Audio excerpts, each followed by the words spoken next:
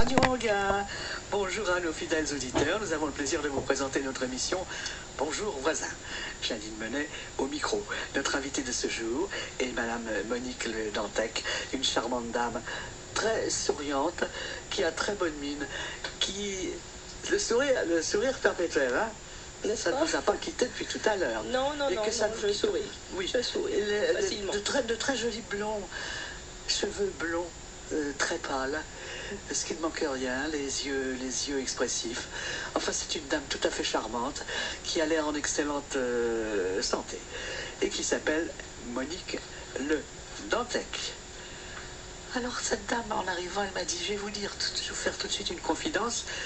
Toute petite, je me racontais déjà des histoires. C'est pourquoi elle a gardé l'habitude de raconter des histoires, en s'aidant un petit peu à gauche, à droite. Elle a raconté des histoires, elle les raconte très bien. C'est très émouvant.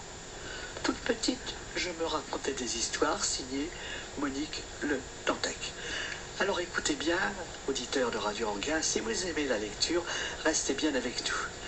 Si vous aimez les histoires extraordinaires, fantastiques, étonnantes, ça c'est sûr, vous allez être gâtés. Ne nous quittez pas. Ne nous quittez pas. Il y a une chanson là-dessus, hein, monsieur? Ne nous quittez pas, ne nous quittez pas. Alors, Monique Le Dantec, bonjour. Bonjour. Merci d'être venue. Je viens de lire un livre. Alors, écoutez, je n'ai jamais rien lu d'aussi extraordinaire. Eh bien, écoutez, j'en suis très flattée, parce que franchement... C'est vrai, mais si, mais vous avez tout de même vos lecteurs. Ah oui, tout à fait, oui, heureusement quand même, parce que ça serait un petit peu ennuyeux, mais oui, c'est ça vraiment... serait juste un lecteur, ça serait un petit peu ça serait ennuyeux. un petit peu ennuyeux quand même. Alors, ce livre, il est lourd parce que j'ai mis des petits mots dedans, parce que... Oui, voilà, je vois, vous avez bien lu. Hein. Il est très fourni. Alors, il est très joli comme couleur. Monique Le Dantec, le fils sans nom. Vous allez suivez cette histoire-là parce que faut dire que c'est passionnant. La couleur, elle est très belle. Le ciel n'est pas bleu, il est orangé, mais enfin ça, chacun dans sa tête voit le ciel comme il a envie de le voir. Hein. Voilà, il est rouge pour une bonne raison. Hein, pour la fin, le ciel est rouge, ne peut pas être autrement. Oui, alors c'est très joli. Et puis... C'est une grande ville que l'on voit en bas. Est-ce que c'est Paris? Oui, bien sûr. Oui, c'est Paris, oui. Un petit peu la Tour Eiffel. Ouais, un petit peu la Tour Eiffel, personne ne peut se tromper quand on dit la Tour Eiffel. C'est Paris, il faut être honnête. C'est le signe. C'est Paris.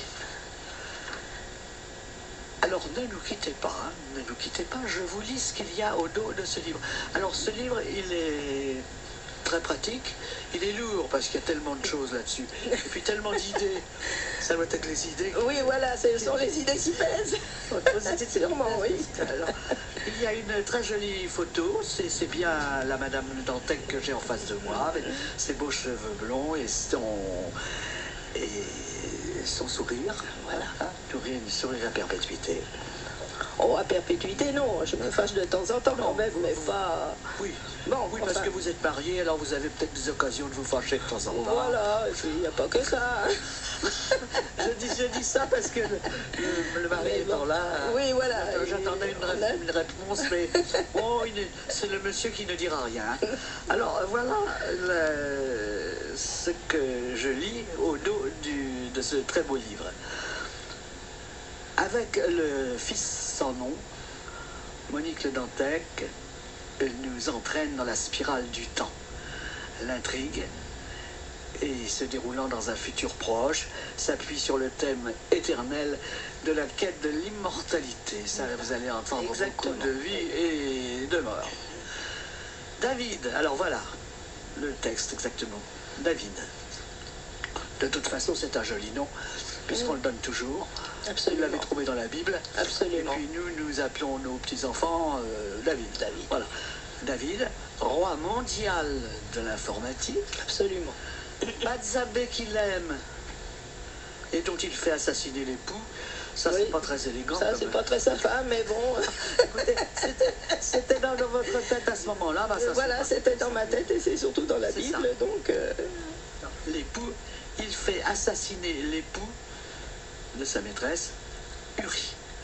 Il y a Joab, le sicaire, il y a Osa, le sacrilège, il y a Nathan, l'homme de Dieu, bien entendu, et Michel, non pas Michel, c'est Micol. Micol. Oui.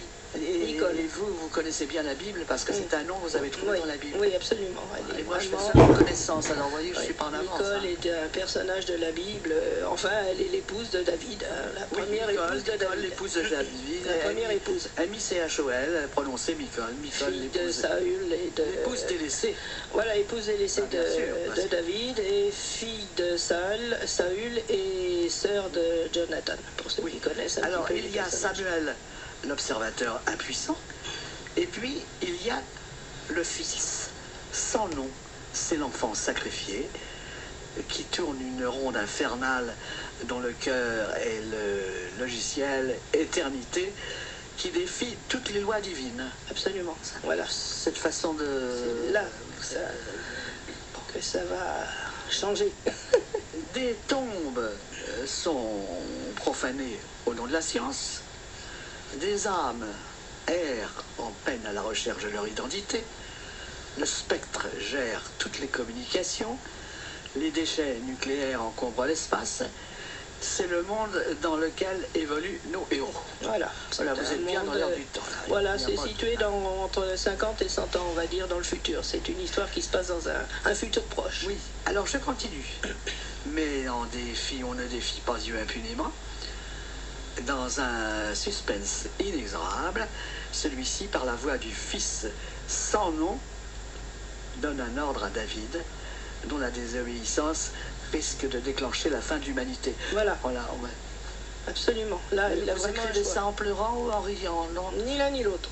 Ni l'un ni l'autre. Très sérieux. Vous avez très sérieux. Très sérieux. Vous dites ça. Voilà. Alors, absolument. Je lis un petit additif là. Si l'auteur privilégie les intrigues où le fantastique se mêle au quotidien, elle sait rester dans l'air du temps. Le lecteur sera troublé par ses héros. Ça, c'est vrai que j'ai été fortement troublé. Oui, c'est ce que vous m'avez dit. Oui, je n'attendais pas. J'ai même relu un petit peu certains passages. Le lecteur sera troublé par ses héros à double tranchant. Oui, c'est ce qui est bien bon. Oui. Leur intelligence et puis leur méchanceté. Et puis cette façon de tuer quelqu'un. Oui. En principe, ça ne se fait pas. Non, en général, mais bon, là. Dans le monde, ça ne se fait pas. Civilisé, non, mais là. Le lecteur sera troublé par ses héros à double tranchant, aux personnalités multiples, et par ces situations où le suspense l'entraîne inévitablement jusqu'au point final. Le Fils sans nom ne dérange pas à cette